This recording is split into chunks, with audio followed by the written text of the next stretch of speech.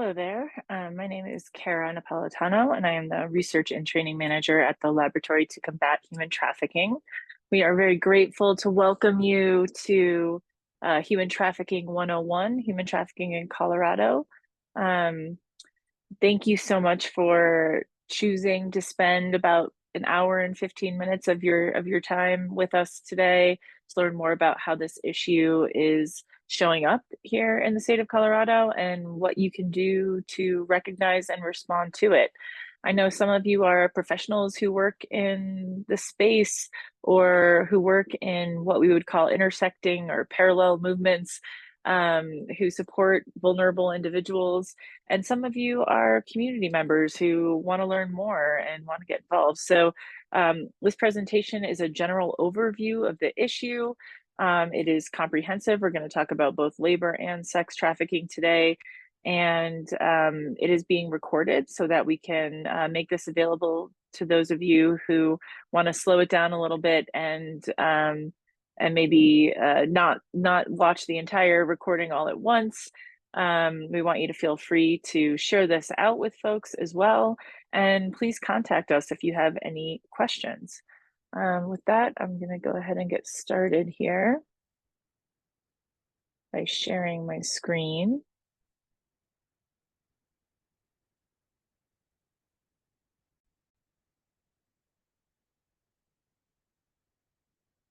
All right.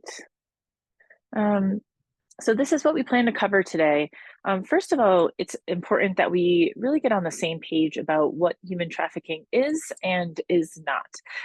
There's a lot of misinformation and in some cases even disinformation out there about human trafficking. So we're going to make sure we're on the same page about the legal definition, but also sort of how different individuals with different backgrounds are affected by this crime.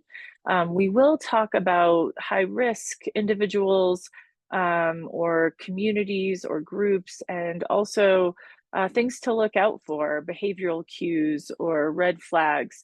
But none of those is necessarily comprehensive. We can't give you a checklist, unfortunately, of things to be looking for. It really has to be viewed in context. So when we're thinking about behavioral cues or red flags, it's really important that we accompany that information with a training like what you're doing right now.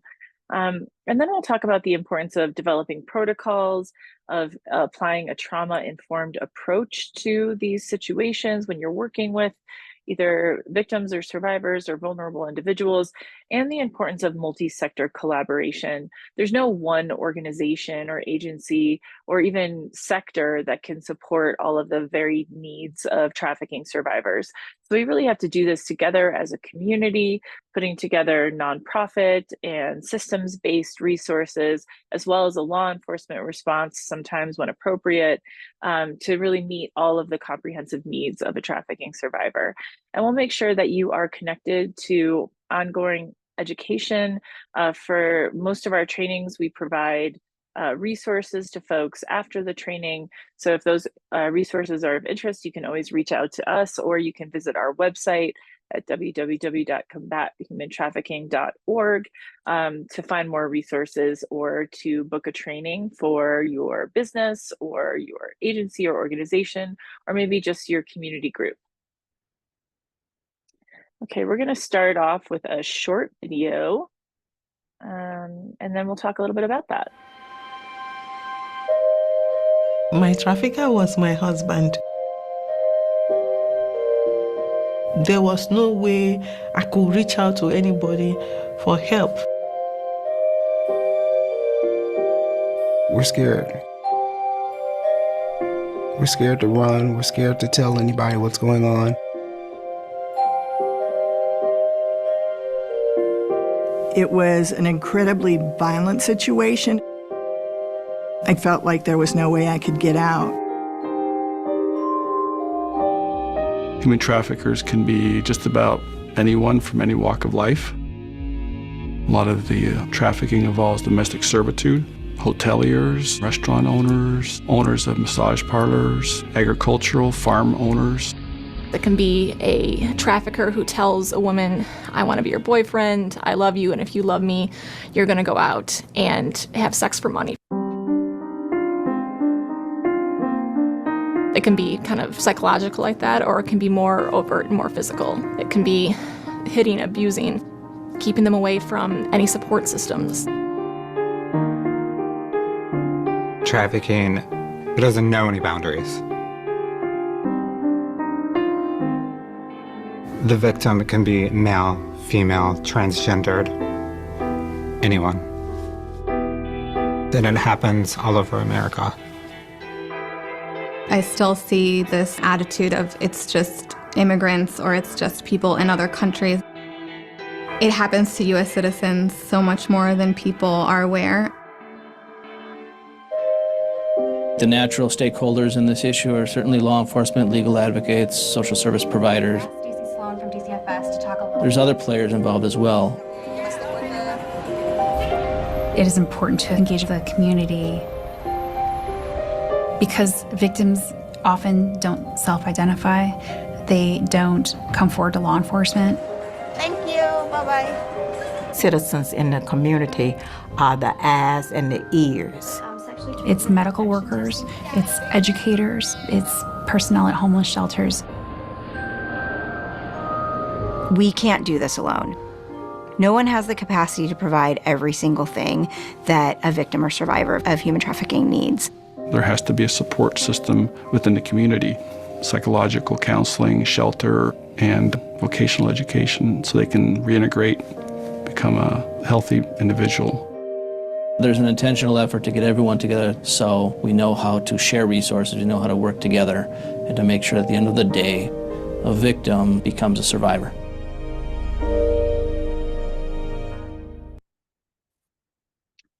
Okay, I really enjoy showing that video because it shows really the diversity of lived experience that we see, as well as the diversity of like who the traffickers are and also who the survivors are.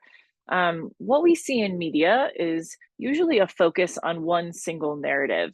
That narrative is a young girl is kidnapped by the trafficker, who is usually portrayed as male.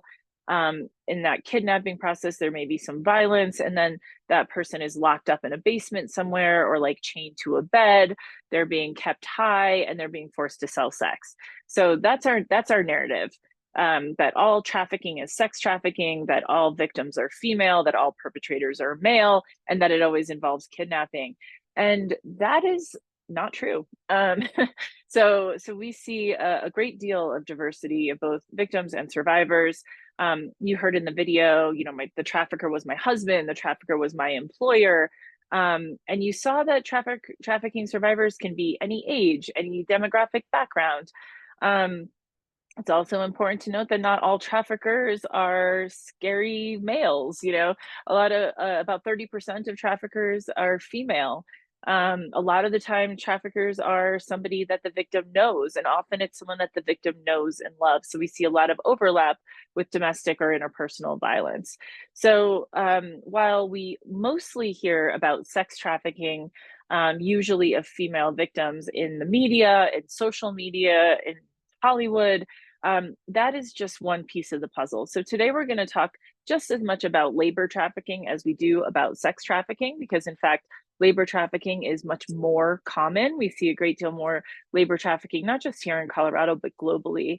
And we're going to talk about victims of all ages, all genders, and all demographic backgrounds. I'll give you a little bit of an overview of trafficking globally, but most of what we talk about today will be based here in Colorado.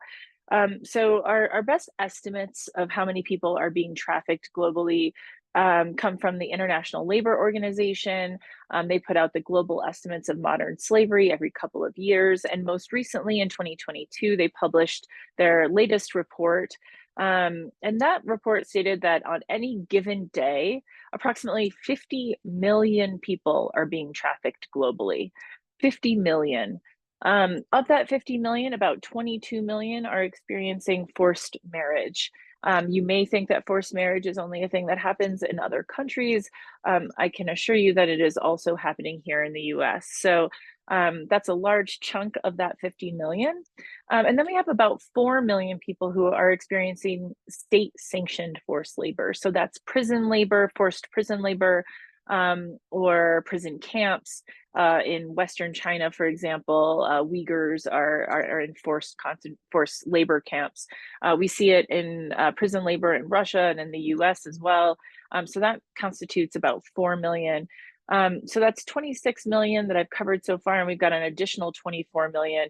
And those fit into like our more commonly understood categories of labor and sex trafficking.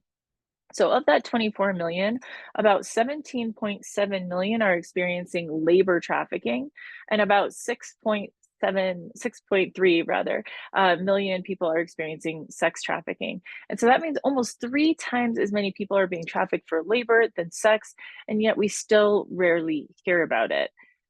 What I can also tell you from that data is that about 25% of cases involve minors under the age of 18.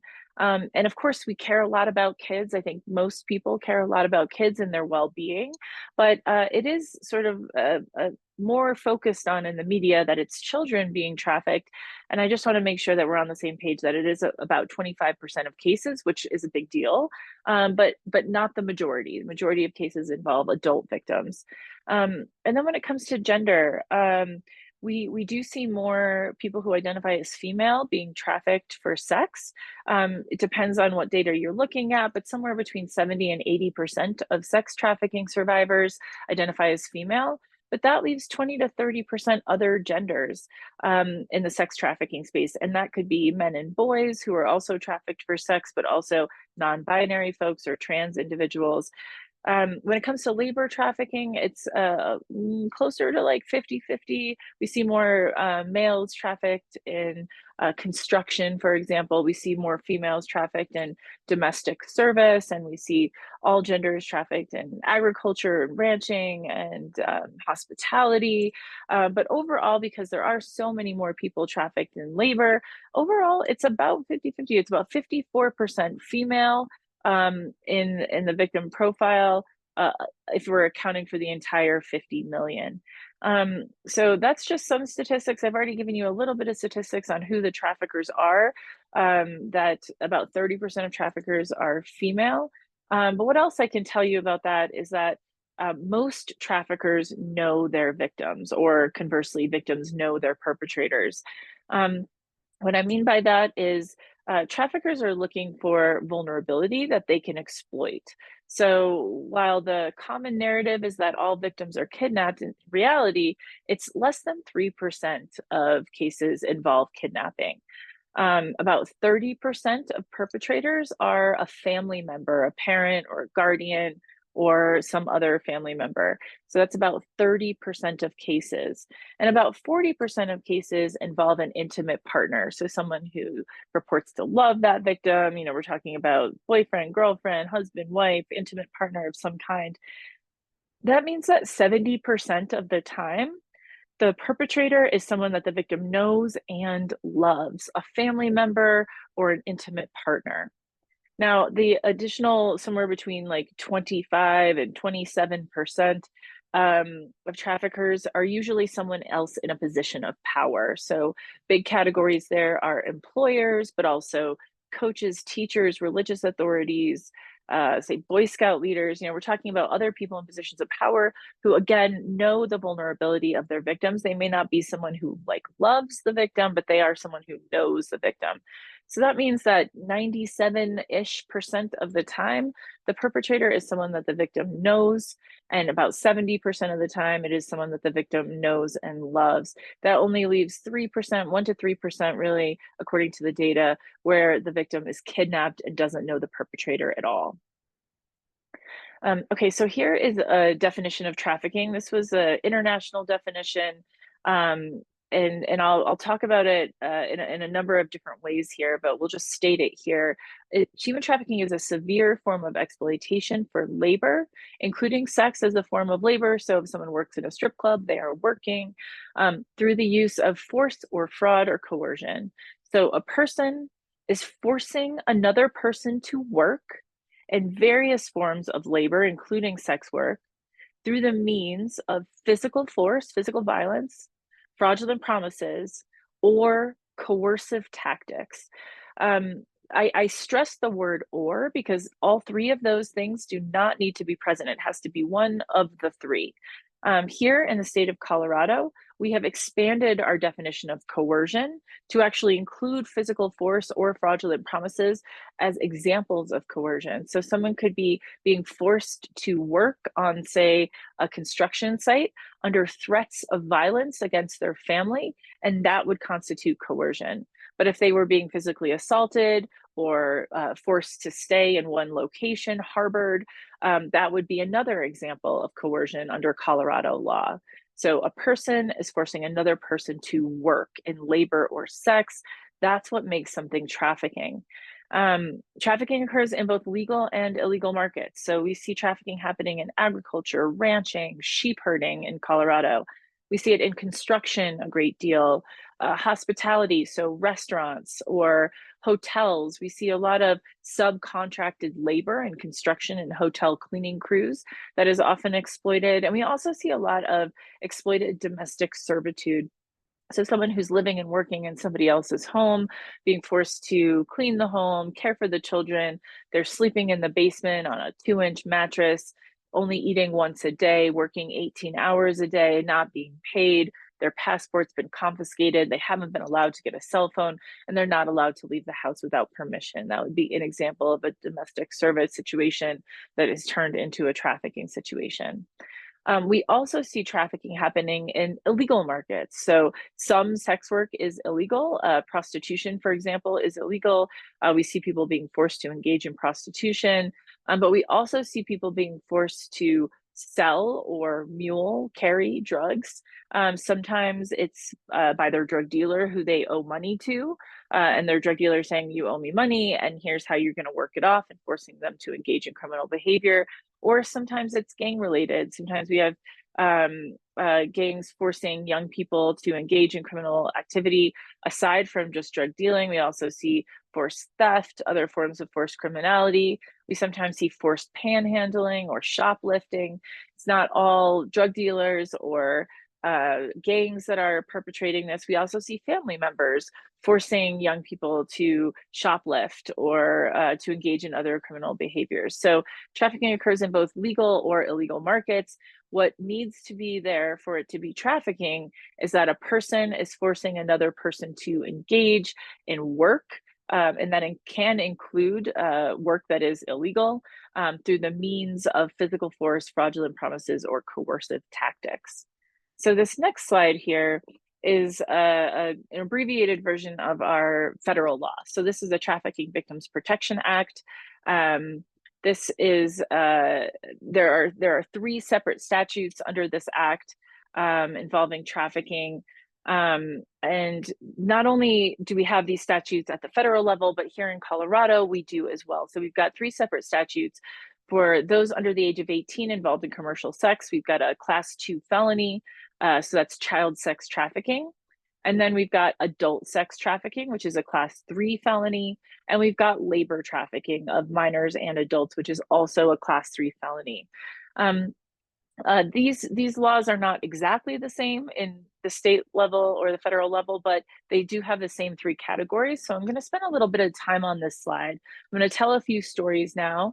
A little bit of a trigger warning here. These aren't particularly nice stories, but they are true. And I want you to just be sort of thinking about these victims and how it maybe differs from the images that we see in social media about human trafficking. So for those under the age of 18 involved in commercial sex, you'll notice here that the words force, fraud, or coercion do not appear, and that is intentional. We have decided as a society that those under the age of 18 do not have the cognitive ability to consent to commercial sex, which means that anyone under the age of 18 who's involved in any form of commercial sexual activity is in fact a victim of human trafficking. When I say commercial sexual activity, I mean trading anything of value for that sex act. So it could be money, but it could also be drugs or a bus ticket or a place to stay for the night. Trading anything of value for any sex act makes it commercial. And when I say sex act, I do mean prostitution, but I also mean pornography, webcamming, stripping. Any minor under the age of 18 who's involved in a commercial sex act is a victim of child sex trafficking. In this case, it's regardless of whether or not someone is forcing or frauding or coercing them into it. So that's the exception. So even if there's no human forcing them into it, they are still considered a victim and cannot be arrested for those crimes. For example, a minor cannot be arrested for the crime of prostitution. They're under the age of 18 because we've, again, decided that a minor cannot consent to commercial sex, which means there is no such thing as a teen prostitute or a child prostitute. Even though that was part of our statute language previously, we are no longer using that kind of language. Now, I'm going to tell you two stories here because it is a little bit nuanced to understand how there can be a victim of a crime without there being a perpetrator. So let me explain through these two stories. So we had a situation of an 8-year-old boy who was being trafficked by his parents. He was living in a suburb in Colorado. And he lived with his two parents, mom and dad, and he went to school during the day. He was not in Child Protective Services care or anything like that. There was no suspected abuse. He's now an adult. And what he says as an adult is that school was his safe place. He used to go early and stay late because that's where he knew he would be safe. At night and on the weekends, he was being sold for sex by his parents. This was a while back, and at the time, it was happening mostly via Craigslist and Facebook Messenger. Nobody ever suspected. It went on for many, many years. That individual, like I said, is now an adult and didn't realize that he was being trafficked until he was an adult, until he started engaging in this work. Because most people don't think that boys can be trafficked for sex, right? We don't see those common things in the narrative, and he wasn't kidnapped. So he did not understand that his experience was in fact child sex trafficking. Now, this is an egregious, but like obvious case of child sex trafficking from this perspective. We can see obvious victim, no 8-year-old kid is willingly engaging in commercial sex, and we can see obvious perpetrators, in this case, the parents. While it's egregious, we can sort of wrap our heads around what this could look like.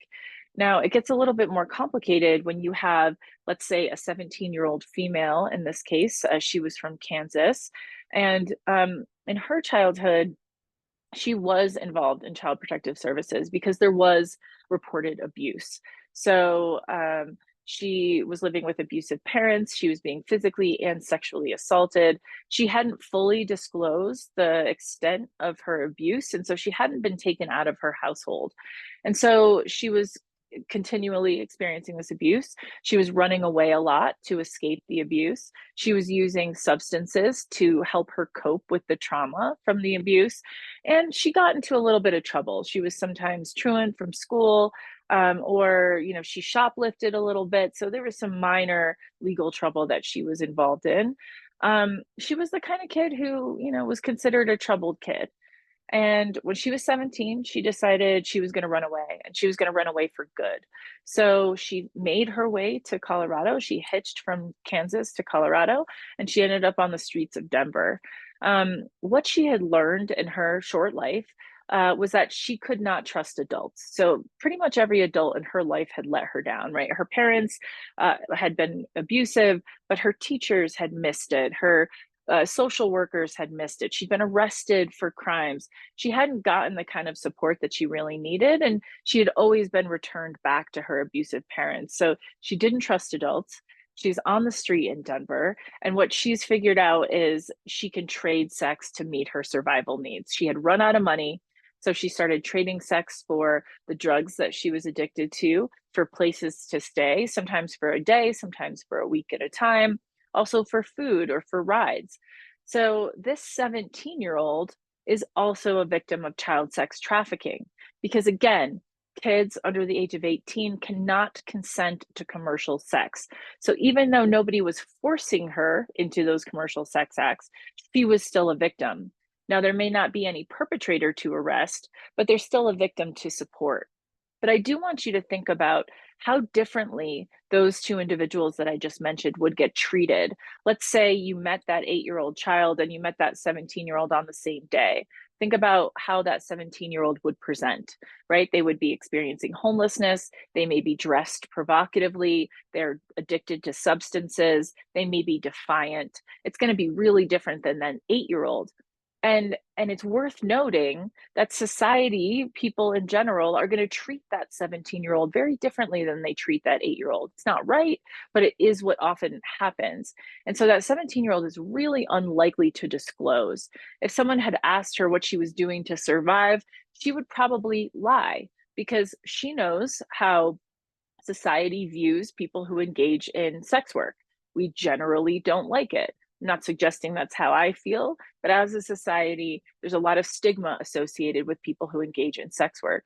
It's also, prostitution is also illegal. And so she probably didn't know that the nuances of this law. She would assume that she could get arrested for the crime of prostitution. And even if she didn't get arrested, she would assume that people would judge her for what she was doing. So not only would she not tell anyone, but she would probably lie if asked, right? So it gets a lot more tricky to help support that 17-year-old or people like her in these situations when they won't disclose, they're not self-identifying, and they're maybe even lying or defiant in terms of their communication with adults in helping professions. The second category here is where we acknowledge choice. Of course, many people do engage in commercial sex work voluntarily, and there's many kinds of sex work that are legal. You know, pornography, webcamming, stripping is all legal if the people engaging in it are doing it voluntarily and they're 18 or over. And then, of course, prostitution is not in the state of Colorado, but people do willingly engage in it. So for something to be adult sex trafficking for someone who's 18 or over, there does have to be a human, a person, forcing or frauding or coercing them into that commercial sex act. But it can be a lot more nuanced than it looks like in TV. So for example, let's think about that 17-year-old that I was talking about previously. That 17-year-old, of course, is going to have a birthday. And let's just say 3 weeks after they've been on the street, they turn 18. So this is the same kid 3 weeks later, same history of trauma and abuse, of drug use, of experiencing homelessness and practicing survival sex. On her 18th birthday, according to the law, she becomes a prostitute, right? She's willingly engaging in these commercial sex acts. No one is forcing or frauding or coercing her into it. She could potentially get arrested for the crime of prostitution. Would she is a different story, because officers can practice discretion, but she could, right? She's no longer considered a victim of sex trafficking if nobody is forcing or frauding or coercing her into it. However, people who engage in sex work are very likely to meet people who may want to exploit that vulnerability. So this young person was experiencing homelessness, engaging in survival sex, and they would very likely meet somebody who might offer to be their manager. Colloquially, we would call that a pimp. So we're saying, you know, somebody would say, hey, you can come stay with me. I'll take care of you. I'll help get you clients, and we can split the money or something like that. So it's very common that people engaging in sex work might meet somebody who might want to exploit that behavior. But for somebody to be being sex trafficked over the age of 18, there does have to be a human forcing or frauding or coercing them into it. Let me give you one more story to sort of highlight how nuanced these situations can be. So we had a situation with an 18-year-old female, so legally an adult. She had a 1-year-old baby, and she lived with her mom, so grandma to the baby. Dad was out of the picture, and grandma to the baby told her daughter, the mom, you know, I'll help you raise your kid. We'll both work. Grandma had a day job, so she said that her daughter, the 18-year-old, should get a night job, and they could split the childcare. And so she did. She tried a couple different things out, but eventually she landed on stripping. She didn't have to be at work until late. She could spend the entire day raising her child. And then she went to work at night. She liked it. You know, she was young, she was having fun, and she was making great money. And after a couple of months of working there, her boss approached her late at night. Drugs and alcohol had been consumed, and it was 2 a.m. One of the clients of the strip club had approached him and given him $200 to have sex with the 18-year-old. So the business owner approaches the 18-year-old and says, got someone downstairs that wants to have sex with you. He gave me $200. I want you to go do it. And she's like, absolutely not. That is not what I signed up for. So he locked the door and physically assaulted her and threatened her family and told her that she would be fired if she did not do this. So she was terrified. She was an 18-year-old kid who'd just been assaulted by a 45-year-old man. She was scared for her family, for her child's well-being, and so she did it. She engaged in this act of prostitution, and she was given $50 for it. Now, she did not go and report that because she thought she had just engaged in prostitution, when in fact she'd been sex trafficked. She'd been forced, physically assaulted, threatened with violence against her family, and with losing her job to engage in the sex act. And the trafficker had kept $150, right? So she didn't know that she'd been trafficked, but she in fact had. Instead of reporting this, because of fear of getting arrested for the crime of prostitution or stigmatized because she'd engaged in that act, she went home and took a shower and then went back to work the next day because she needed the job. And now she was that much more likely of being trafficked again because her boss knew that he could get away with it. And she was, over and over again. So you'll notice that in all three of those stories that I just told, nobody was kidnapped, nobody was locked in a basement, right? Everyone was walking among us. They were going to and from work or to and from school or stopping at the 7-Eleven, right? This sort of stranger danger, there's a scary white van in the Target parking lot coming to kidnap your kids, is just not what we see. These are not the common cases of trafficking. And you'll also note that in all three of those cases, it would be very unlikely for the victim to self-identify. They wouldn't know that they were being trafficked and therefore wouldn't know who or how to ask for help. Now, this third category here of forced labor, this is the one that we rarely hear about. They rarely make movies about this. We don't get those viral social media blasts about it. But as I said earlier, in fact, it is 3 times more common. So the way that we see labor trafficking show up in Colorado is, again, in those industries where we see high turnover, seasonal work, low wage, high immigrant population. So agriculture, ranching, anywhere where migrant farm workers work. So meat packing plants and dairy farms, sheep herding. We see it in construction, hospitality, and domestic service. Those are the big categories. And then we also see it in terms of forced criminality, which I'll talk a little bit more about in a few minutes. The way that we see this disproportionately affecting immigrants, this isn't limited to those who are foreign-born youth or females, but we do see it disproportionately affecting immigrants. And that's partially because immigrants might not understand their labor rights. And it's partially because perpetrators are using immigration status of victims and or victims' families as a form of coercion. So like, do this or I'll have your parents deported, or do this or I'll call ICE, do this or I'll make your 6-year-old sister do it, right? Like, these are the ways that we're seeing people targeted. We've already talked a little bit about the myths that it's only happening to young people or that it's only happening to females.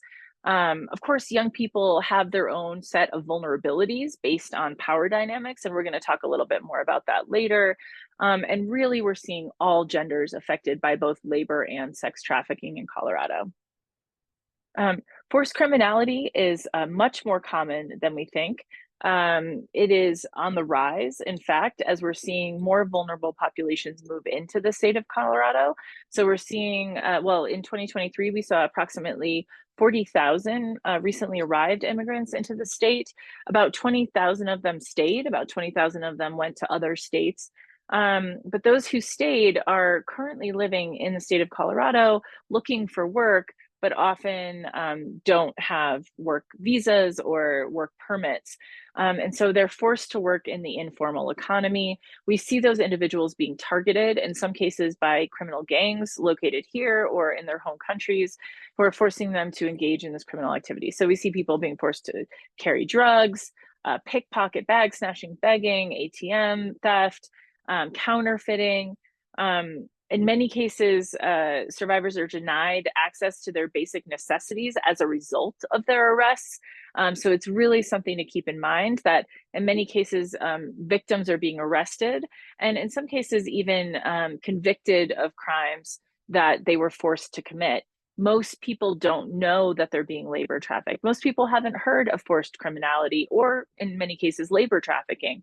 And so they don't know who or how to disclose. They assume, since they're engaging in criminal behavior, that they can be arrested for those crimes, when in fact it should be the person who's forcing them to engage in those crimes and profiting off of those crimes that should be the one getting arrested. And so they often aren't disclosing because of threats of violence against themselves or their family members. And these crimes are never identified, right? Like we never understand that there is someone else behind this criminal behavior. And so those criminals are still on the street perpetrating crimes against new potential victims when their victim is serving time. Okay, so another way to think through this definition. So if you're now thinking back on clients or patients or people that you've met in the past, and you're thinking, was that trafficking? I had a feeling like something was wrong, but I didn't know if it was trafficking or not. This action means purpose model here might be able to help you to differentiate. So first of all, what I'll say is we're never suggesting that because something isn't trafficking that it doesn't matter. Overwhelmingly, people are experiencing multiple forms of violence, abuse, or multiple crimes simultaneously. Because perpetrators are often family members or intimate partners, we see a huge overlap with domestic violence, interpersonal violence, and sex assault. We also see a huge overlap with wage theft, people not being paid for all of their labor. About a third of labor trafficking cases involve wage theft as well. So again, we're not saying, if it's not trafficking, it doesn't matter. We're saying we want you to be able to differentiate. And the reason for that, well, there's many reasons for that. One is that if we can identify this crime, we can often give people some language to put to their lived experience that can really help them in their healing journey. They can name their experience. They can better understand what resources are available to them. They can find solidarity among other survivors of the same crime. They can qualify for victim compensation. There are specific mental health modalities that are being employed to help survivors to heal. So being able to name it is a really great first step. And then there's all of the other stuff that comes from that, the different resources that someone may qualify for, the victim compensation that someone may qualify for. There are even trafficking specific visas for folks who are undocumented and are here as a result of their trafficking experience. So that's why we want you to identify this. So we'll start with the purpose here. At its core, trafficking is about profit. So for something to be trafficking, there has to be a commercial component. Someone is profiting off of the labor or sex work of the victim, forcing that person to engage in criminal behavior or forcing that person to work without pay, and then profiting off of that work. That's what often differentiates it from, say, sex assault, where there's no something of value being exchanged, right? Again, both horrible crimes, but they are different.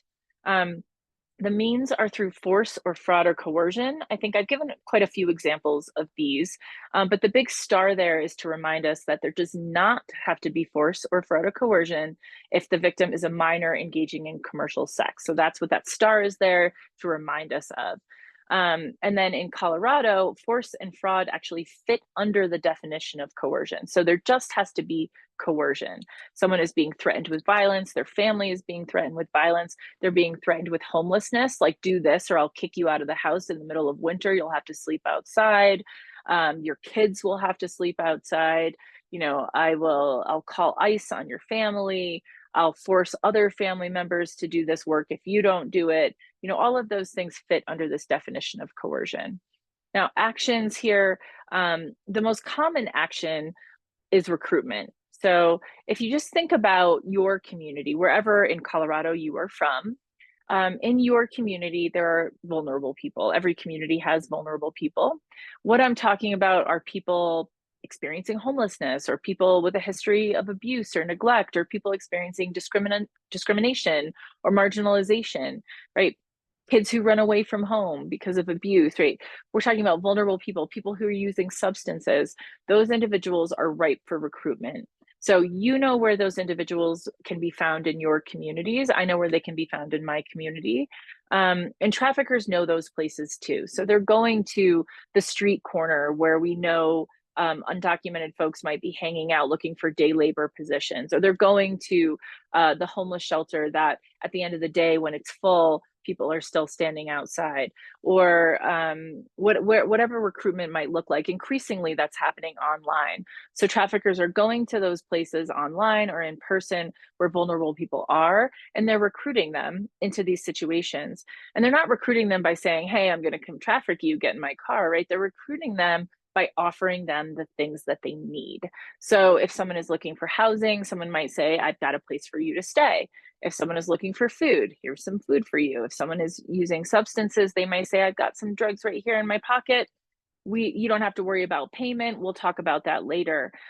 If somebody has a history of abuse or neglect, and they're just looking for love, they're looking for a father figure or a romantic partner, and someone steps in and says, I can be both, right?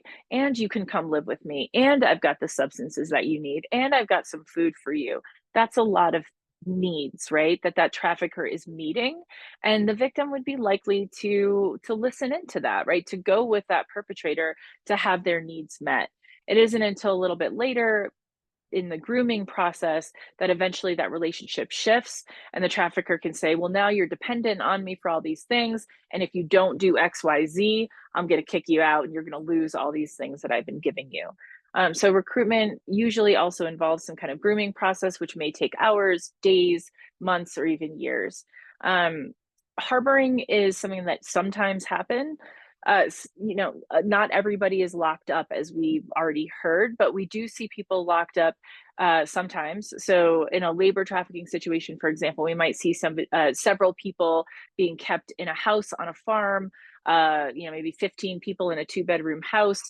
They're locked in at night, they're being monitored, they're not allowed to leave, they're in a remote community anyway, so they don't have any means by which to leave. Their passport's been confiscated, their cell phones have been taken, and their families have been threatened, or they've been threatened with violence. They're being brought to and from the farmhouse to the farm to work, and that's it. That's the only place they're allowed to go.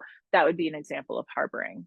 Or we might see someone being harbored in a hotel room. So let's say a young person experiencing homelessness in the middle of a harsh Colorado winter day could be approached by someone who says, hey, I've got a place for you to hang out. I got a hotel room. It's warm. Come stay with me. Once they get there, maybe they start to do drugs or party together. And then that person gets high. They're given more and more drugs, and then they're being controlled. Maybe they're locked in, and the trafficker is bringing in clients to buy sex from that individual. Maybe they're kept high, maybe they're kept awake for days at a time, not allowed to sleep, not given enough food or water, and sold for sex multiple times over several days. So harbored inside that hotel room. Sometimes we see people transported, not always. So just want to be very clear that transportation is one of many actions that might be part of someone's experience of trafficking, but it's not necessary for there to be trafficking. So sometimes people are transported to where the demand is. For example, in Summit County, Colorado, there are lots of ski resorts. There is a huge demand for both sex and labor in communities with a lot of tourism. So you've got, on any given ski weekend, 200 to 300,000 tourists in Summit County. A lot of them want to buy sex, and all of them need their hotel rooms cleaned or their Airbnbs cleaned. They need food cooked for them. So there is a demand for sex and labor in Summit County, and people are brought up from the Front Range to be sold in sex or labor in Summit County, so transported up I-70. That's just one example, but I also just want to remind us of that 8-year-old boy who was trafficked out of his own home in a suburb of Denver. People don't have to be transported for it to be trafficking, they just sometimes are. People are also provided. That would be like, I provide access to my kid in exchange for the 4 months of rent that I'm behind on, or in exchange for drugs or alcohol. We've seen examples of that here in the state of Colorado as well.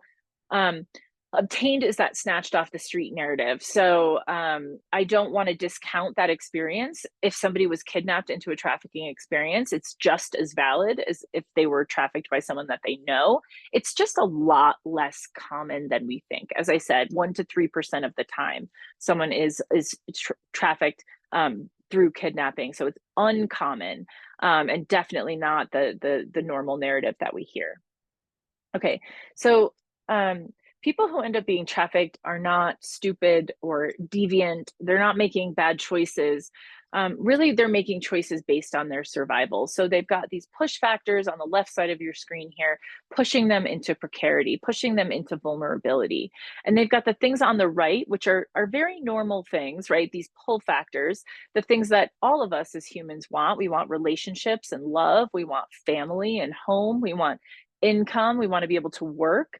We want to be accepted, and we want our family intact, right? So traffickers are offering people those things, and it's very human for people to lean into those relationships.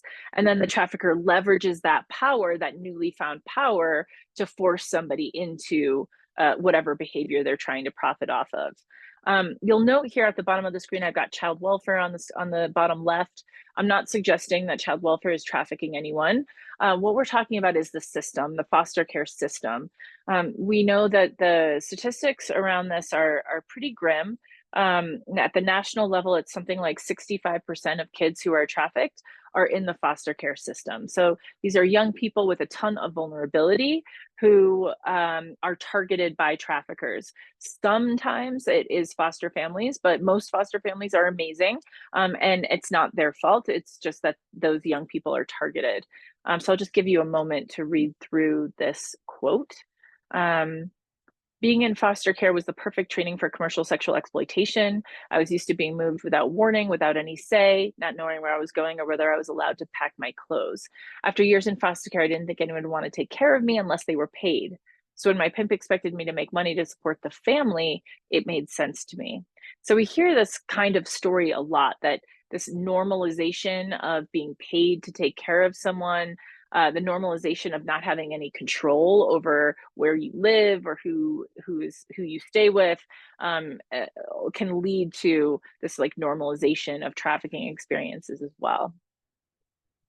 Because of that, because young people are targeted, we did pass a law in the state of Colorado, and many other states, I think 32 other states in the US, have a similar law that made child sex trafficking a form of child abuse. So this went into effect in 2017, meaning that anyone who is a mandatory reporter of child abuse, anyone who is a teacher or a nurse, for example, mandatory reporters of child abuse are mandatory reporters of child sex and child labor trafficking. So in 2019, we modified the law to include child labor trafficking. So that means that anyone who is a mandatory reporter of child abuse who has reason to suspect that a child is being trafficked for labor or sex is mandated to report that. Now, you would just follow your normal mandatory reporting guidelines, but just as a reminder, that doesn't mean that you have to have incontrovertible proof that the child is being trafficked, just that you have reason to suspect that they are. This law also has some guidance for child welfare agencies to investigate these crimes, and that is something that we talk about in our child welfare specific trainings, if that is of interest. Okay, so trafficking happens in Colorado, but I don't want folks leaving here thinking, wow, the problem is so bad in Colorado, but it doesn't really happen anywhere else, or it's fine in our surrounding states. Trafficking is happening everywhere, throughout the United States, throughout the world, and in rural and urban communities. But it's going to look different depending on where you live, depending on what industries are most prevalent, depending on the types of vulnerable populations you may have in your community, depending on law enforcement response and whether or not people in your community have been trained to understand the nuances of this crime. The types of trafficking and the response to trafficking across the state of Colorado are varied. I've mentioned a lot of the industries on this page already, so I won't spend too much time here. But what I'll note is when it comes to highways, we do see movement on highways. People tend to think of I-25 and I-70 here in the state of Colorado, but actually we see quite a lot of movement of both drugs and human trafficking victims on rural highways as well, because traffickers know that there's state patrol on our bigger interstates, and so they're taking these smaller routes to avoid detection. We also know that we've got a huge marijuana industry in the state of Colorado, and we've had a lot of cases of labor trafficking on illegal marijuana grows, which have also risen since legal marijuana has taken hold in the state as well. So we've had a number of cases of labor trafficking on illegal marijuana grows, as well as sex trafficking situations on those grows. We've got Denver International Airport. It's the only international airport within like a 550-mile radius. And we do have people being brought into our airport to be trafficked for sex and labor.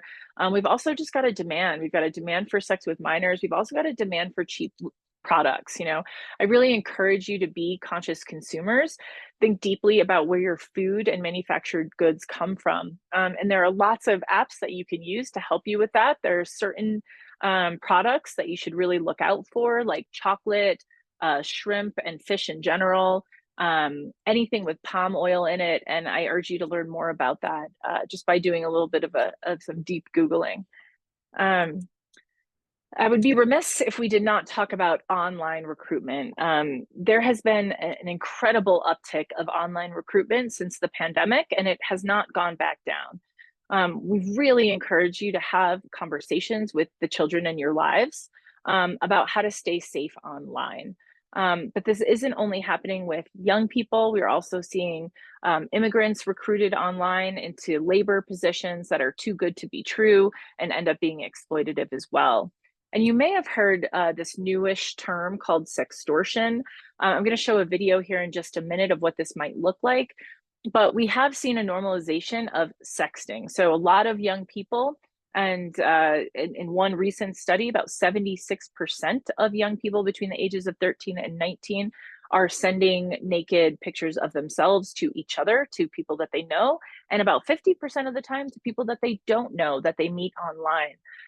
These individuals usually pretend to be someone that they're not, someone that's closer in age to the person they're trying to recruit. And they're lying about who they are. They're collecting these images, these child pornography images, and then they're using them to extort these victims. And so they're saying, okay, now you've sent me all these pictures. I've got all these pictures of you. And if you don't send me $2,000, I'm going to tag every single person that you know, your parents, your friends, your religious groups, with all of these pictures, and everyone's going to see you naked. So people are being extorted for money, but they're also being extorted for more videos, for example. Now, I've got all these pictures of you. Now I need you to send me a video of you masturbating, or else I'm going to tag everyone you know. Or they may be extorted into like meeting someone. So, if you don't meet me down the street, I'm going to tag everyone you know, those kinds of situations. And so you could see how that could be, it could go from financial extortion to sextortion and to even into trafficking situations. So I'm just going to play this next video here. Hey Zach, it's me. I can't stop thinking about you. I know you've been waiting for this for a while. I wanted to give you something special.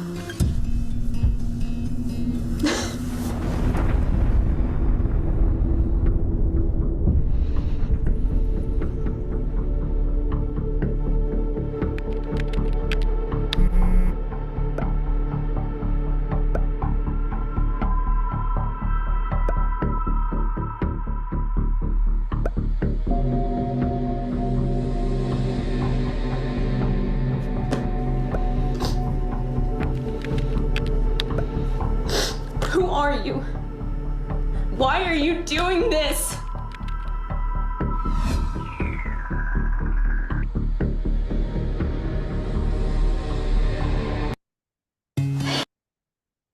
I know that's a scary video, but I show it because, this was happening in this video. This was happening in this young girl's bedroom, presumably with like her parents downstairs, right? So I just can't stress enough how important it is for you to talk about online safety with the young people in your lives. And the National Center for Missing and Exploited Children, NCMEC, has amazing resources on their website. You can just Google it, National Center for Missing and Exploited Children, that will help you in these hard conversations with your kids. Some tools for them, some tools for you, and also ways to report if something does happen. If something has happened, there's a cyber tip line. They will help you to take illicit images offline, for example, and they will also help you to report that to law enforcement. Okay, so in order to identify this crime, we first need to get these kinds of images that we see on your screen right now out of our heads. Right now, I'm not saying that young, pretty girls aren't trafficked for sex. They are. But these kinds of images that you see on your screen right now are basically the only images that we're given. And so if we're inundated with these images of young girls and they all look like they're about to start crying, they're usually over-sexualized, many often portrayed as white or Asian. If this is the only thing we think trafficking looks like, then it will be the only thing we ever look for. And if it's the only thing we ever look for, then it'll be the only thing we ever find. And that's like a negative feedback loop, right? It's suggesting that it's the only thing that exists, when in fact we know that there's so much more diversity, right? You saw that video at the beginning of the training. And what we know is that individuals, people of color, people from marginalized communities are disproportionately affected by this crime. So not only is it important that we change the narrative so that we can start recognizing it, but also so that the victims themselves better understand that they are in fact victims and that what's happening to them is not okay and that they can report it. Because right now, often they are not. We also have to think deeply about our bias.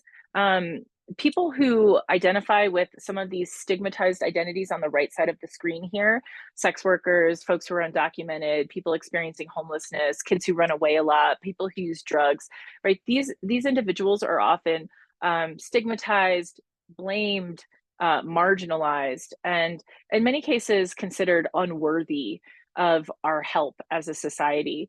And when we're thinking about trafficking, well, traffickers are counting on us to feel this way, right? They're specifically targeting our most marginalized community members and family members because they're counting on us just not to care enough to ask the deeper questions, to get beyond our bias about how we feel about the behaviors that's maybe that they're engaging in or that they have no control over, that we would maybe not ask those deeper questions.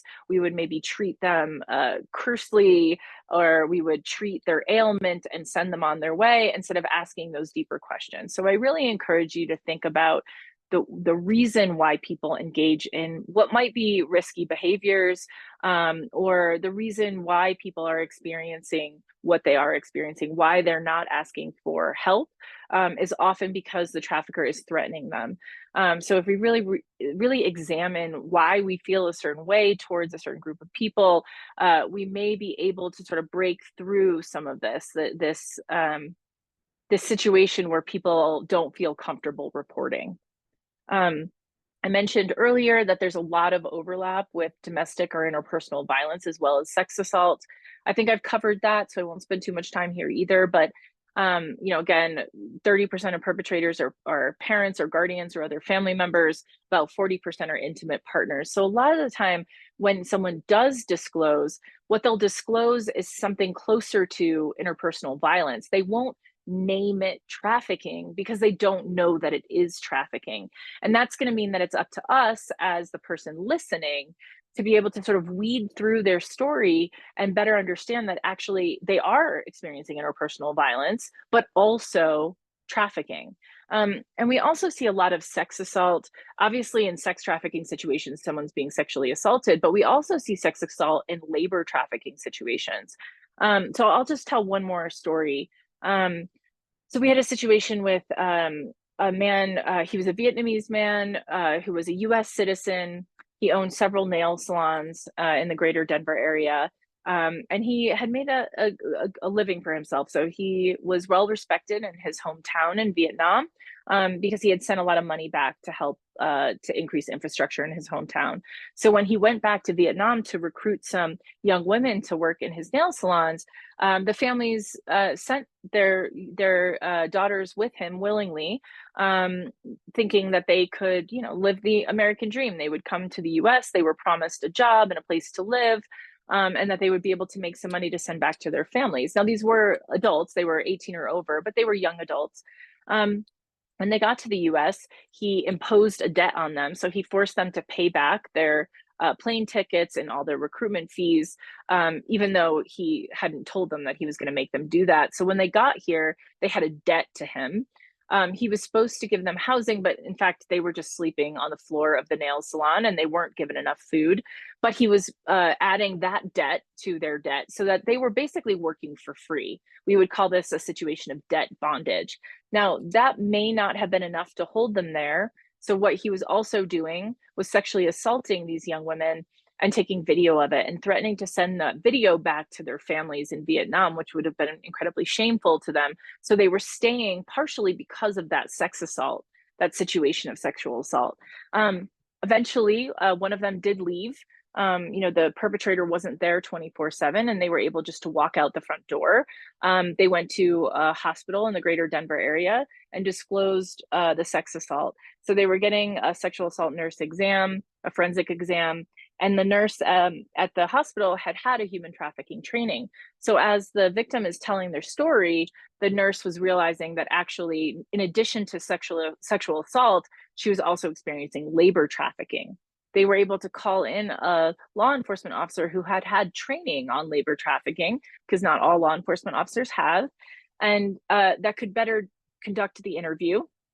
And they were able to get a whole bunch of victims out of this situation and arrest the perpetrator, which, also may have happened with the sex assault, but maybe not, right? Like the fact that this nurse had the training, that they were able to call in the correct law enforcement officer who understood the nuances of this crime and would respond in a trauma-informed way was vital to this investigation and to, the eventual freedom of these individuals. Individuals with disabilities are often targeted as well. So that's just another group that I wanted to highlight. Traffickers will seek out individuals with disability. Sometimes it is the family member who is their caretaker, who is potentially stealing their benefits, their SSI or SSDI benefits or Social Security benefits, but then also forcing them to work in sex or labor. We also see individuals with disability targeted online. So perhaps they are searching for friends outside of their family and somebody targets them, offers them a place to live, offers them a different life, and they go live with that individual. So that may be another situation that may result in trafficking. So we see individuals with disabilities targeted. We also see individuals who identify as LGBTQ disproportionately affected by this crime. And that is because they are disproportionately affected by trauma, because of trauma leading from not accepting their identity, maybe from their family or from their community. Maybe they're kicked out of the house, or maybe they're bullied at school. We see an increased risk of homelessness among this population as well. Here in Colorado, about 40% of homeless youth identify as LGBTQ, which is extremely disproportionate to the population. So increased risk of trauma and increased risk of homelessness mean increased risk of trafficking, as these are two of the bigger push factors into a trafficking situation. And we also know that on the back end, those individuals may be less likely to seek resources for fear of discrimination by those resources. So we see this disproportionate connection here. So generally speaking, what we're saying here is that most survivors are not going to ask for help. They're not going to fully understand or be able to put language to their lived experience. They may not know their rights. Maybe they've been lied to about their rights, or maybe they're just too young to know their rights. They've been often physically or socially isolated. So they've been told, you're worthless, no one's coming to get you, this is your life and you better get used to it. And they've got all of the other things that we've talked about: stigma, fear of retribution, and a distrust of systems. So most survivors are not going to ask for help, and it's really going to be on us to be able to recognize these situations. Most 70 to 90% of trafficking survivors have experienced prior traumas as well. So we know that trauma affects the brain in many ways, that survivors of trauma will often be triggered and go into what is called survival mode. So many of us have heard the fight, flight, or freeze term, where somebody will go into their trauma behaviors when they are re-traumatized. Trafficking obviously is a complex trauma as well. And so individuals who've experienced prior traumas, as well as the complex trauma of being trafficked, usually by someone that they know and love, will be experiencing shame or embarrassment. They will have a sense of duty or loyalty to their trafficker, because don't forget, trafficker is mom, or they've got a fear of reprisals from the trafficker, all the threats that the trafficker has made against them. And in many cases, they have reason to mistrust institutions or law enforcement because they've been criminalized for crimes they've been forced to commit. Or the institutions that were meant to support them have missed their abuse. And so in many cases, they refuse our services or assistance. They show no emotional reactions whatsoever. In many cases, they're uninterested in cooperating with the investigation, or they may be irritable or uncooperative. Normally I would review these definitions. Right now, I don't have an audience, but I want you to be thinking about these questions. Can you talk about what the legal definition of human trafficking? Because at this point in the training, you should be able to identify what human trafficking is and what it is not, right? Trafficking involves someone forcing or frauding or coercing someone else into work, either labor or sex work. And that other person is profiting off of that work. There's a commercial component. The exception is that force, fraud, or coercion requirement for minors. So minors who are engaging in commercial sex do not need to be forced or frauded or coerced into it in order to be considered victims. And a lot of these root causes, what we were talking about are vulnerabilities. So history of trauma, history of housing precarity or homelessness, drug use. Other vulnerabilities might include not having a work visa and being forced to work in the informal economy, or having a criminal record and not being able to get housing or a job because of that criminal record. Those would be push factors pushing people into vulnerability to trafficking. So that's just a little bit of a review. Now I'm going to play one more short video, and we're going to talk through some red flags here in just a moment.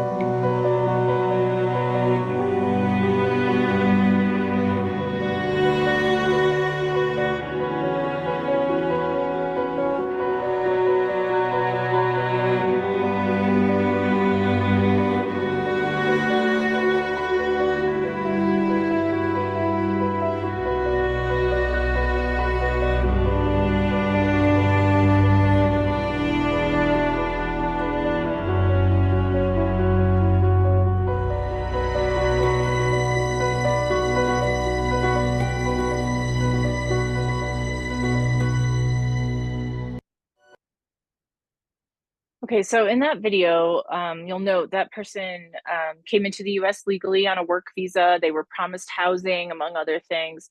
When they got to the US, their passport was taken. They were forced to work, presumably very long days, not enough food. Their passport was confiscated. They were sleeping outside, even though they'd been promised housing. And then when it was payday, all of their money was going towards this debt, some of which they may have agreed to and much of which they did not. And so they weren't getting any pay at all. All of these things are illegal, right? But it's hard to identify this stuff, right? Like, you don't walk into a construction site and check on everybody as a person walking down the street, to make sure they're all being paid properly. So how are we going to recognize this? That's where the training of the professionals who work in spaces that are likely to see this is really important, as well as advocates and community members who can talk to potentially vulnerable individuals about their rights and about accessing resources. So you might look for physical indicators, unexplained injuries that are inconsistent with the story that they're telling you, or evidence of prolonged infection or time since injury. Maybe they got injured on the job, but their boss wouldn't let them seek healthcare until it got really bad and they couldn't work anymore. So now it's infected, or they broke their arm 2 weeks ago and it's setting improperly. Remember that healthcare is often withheld. You'll likely see signs of malnourishment or generally poor health because food, water, and sleep is being withheld. That's very common in both sex and labor trafficking situations. You might see STIs or frequent or pregnancies or abortions, or maybe STI screenings. Someone's going in for a screening every couple of weeks. Now, none of these things on their own means someone is necessarily being trafficked, nor are these things a checklist. What you really want to be thinking about are sort of a collection, right? Like if I think about these as sort of a constellation, if I start to see 6 or 7 of these red flags, then maybe I want to ask some deeper questions, right? Maybe I want to get to the bottom of why this individual didn't access healthcare when they should have, or where do all these past injuries come from, for example. We do sometimes see branding. You might see that in a pimp-controlled situation, but not always. Not everybody with a neck tattoo is being trafficked. You could Google to see what some typical sex trafficking tattoos might look like. You may see repeated motion injuries or chronic back pain. Think about the man in that video who was working 18-hour days with very little food or water, who's sleeping on the ground. They're very likely to experience some kind of injury related to their work. We often see drug use mixed in with that malnourishment. So forced drug use, or someone is recruited because they're already a drug user. People using addiction as a form of coercion, right? Do this or I'll withhold the drugs that you're addicted to and you'll go through withdrawal, or do this because you owe me a debt because I've given you the drugs that you're addicted to, whatever that might look like. Behaviorally, you might see someone who doesn't know where they're at. They can't articulate where they slept last night or their address or where they're staying because they're being moved around. There may be inconsistencies in their story. It may sound like a lie, even though it's not a lie. Maybe they're lying to protect their trafficker. Maybe they're lying to protect themselves because they assume that they'll get arrested for the crimes that they've been forced to commit. But they might not be lying at all. They may just be so traumatized that they can't remember things in a linear way. And so their story is sort of jumping around a little bit. Just because someone sounds a little bit paranoid or they can't remember every detail of something doesn't mean they're lying. In many cases, it just means that they've experienced trauma, and those are really normal trauma outcomes. Someone who's speaking on behalf of someone else, that is also very common. So you've got someone who's controlling the situation, not allowing the person to answer questions on their own, or not allowing the other person even to be alone or to make eye contact, for example. You may see someone who's in control of over identification. Please note that even if somebody works for you, you're not allowed to steal somebody's passport or identification. You have to make a copy of it and give it back. So anyone who has somebody else's ID, that's a really big red flag. It's a lot of control for somebody to have. We sometimes see people paying with cash for things that people would normally pay with credit cards for. So like at a hotel, for example, or maybe for a healthcare visit. And then from a mental health perspective, we're going to see trauma, right? We're going to see memory loss, disassociation, PTSD, paranoia. These are very common trauma presentations. You may see sleep deprivation mixed with substance use, which can lead to psychosis and some really negative mental health outcomes. And we see a lot of co-occurring mental and substance-related disorders as well. So those are just some examples of red flags. Obviously, you really need the context of this entire conversation to better understand the crime. What I want to give you now is just a couple of tools, and then we'll leave it there for the short time that we have together. This is the Colorado Human Trafficking Hotline. This is a 24/7 tip and referral hotline. So the Laboratory to Combat Human Trafficking has managed this hotline since 2013. We are a resource directly for survivors if you want to give this number out, but we're also a resource for service providers or community members. So you can call in, you can get resources for a client that you're working with. You can remain anonymous if that helps. You don't have to, either way works. You can also report a tip. Now, we are mandatory reporters for children, but we are not for adults. So for those who are 18 or over, we really recommend not calling law enforcement without permission. In other words, we want to make sure that individuals want us to call law enforcement, because if we call law enforcement on somebody who isn't ready to report, it may get them into some danger with their trafficker, or they may just be too scared to report at that time, and then they'll be less likely to come forward later. So when we do get a tip for law enforcement, we are passing those on directly to our trusted and trained law enforcement partners. We've got connections with law enforcement across the state, especially with some of the agencies who have human trafficking task forces or units. And that's who we're passing that information on to.